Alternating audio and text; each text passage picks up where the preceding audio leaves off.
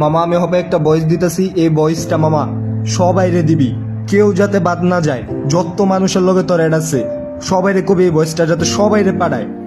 শেখ হাসিনা একটা জিনিস যদি খেয়াল করস মামা, খেয়াল করলে দেখবি শেখ হাসিনা কিন্তু জাতিসংঘের কাছে কইছে যে ওই আঙ্গরে রাজাকার কয় নাই, বা ওই আঙ্গ সুরক্ষার লিগা, ছাত্রদের সুরক্ষার লিগা ওই সেনাবাহিনী, বাংলাদেশের ভিতরে সেনাবাহিনী, র্যাব, বিজিবি এগুলা দিছে। কিন্তু সাধারণ মানুষ তো জানে যে সেনাবাহিনী আর র্যাব এগুলা কি করতেছে, কেমনে যে মানুষ মারতেছে এরা ওরা জানে। কিন্তু হপায় দিনের বেলা হপায় মনে কর